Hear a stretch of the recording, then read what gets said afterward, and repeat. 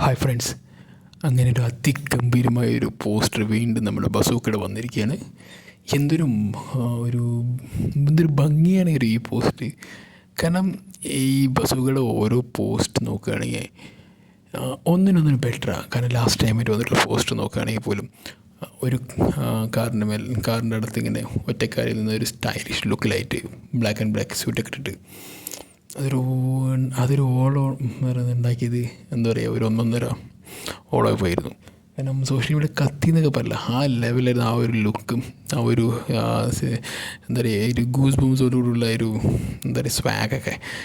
അതേപോലെ തന്നെ ഇപ്പോൾ ഈ പോസ്റ്റും ഒരു രക്ഷയില്ല. കാരണം എന്താ പറയുക, ഈ ഒരു കണ്ണടയൊക്കെ വെച്ച് പിന്നിലേക്കൊരു കുഞ്ഞു മുടിയെല്ലാം കെട്ടിപ്പിടിച്ച് ഒരു ഷെയ്ഡ് നിറഞ്ഞൊരു ബാക്ക്ഗ്രൗണ്ട്.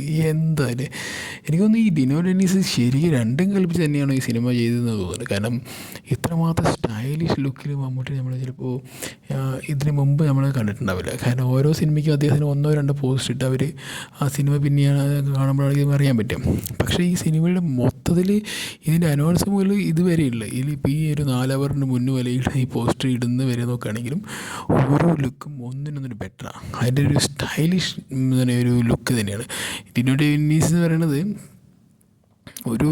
ഒരു അടാര സാധനം തന്നെയാണ് നമുക്ക് വേണ്ടി കരുതി വെച്ചിരുന്നതെന്ന് ഞാൻ തോന്നുന്നുണ്ട്. കാരണം നമ്മൾക്ക് ഒരുപാട് ഹൈപ്പുള്ള സിനിമ മുമ്പ് വന്നിട്ടുണ്ട്, പലവരിലും അത് പൊട്ടുകയും നശിക്കുകയൊക്കെ പോയിട്ടുണ്ട്.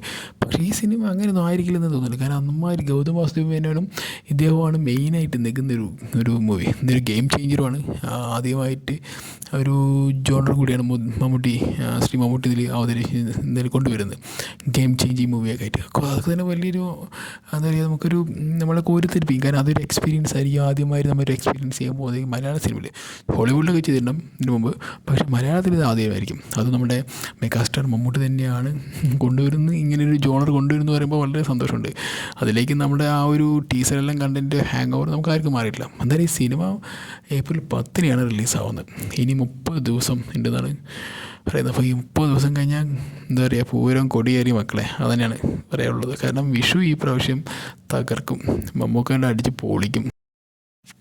ഓരോ ദിവസത്തും ഓരോ പോസ്റ്റ് ഇടുമ്പോഴും അത്രമാത്രം ഹൈപ്പിലാണ് ഓരോന്ന് വരുന്നത്. എന്തായാലും സിനിമ കണ്ട പൊളിച്ചടുക്കും. ഈ പോസ്റ്റർ കാണുമ്പോൾ സിനിമ എന്ന് ജയിച്ചു പോലെ എനിക്ക് തോന്നുന്നു. എന്തായാലും നല്ലൊരു സിനിമയ്ക്ക് നമുക്ക് വെയിറ്റ് ചെയ്യാം. Okay, bye, see U.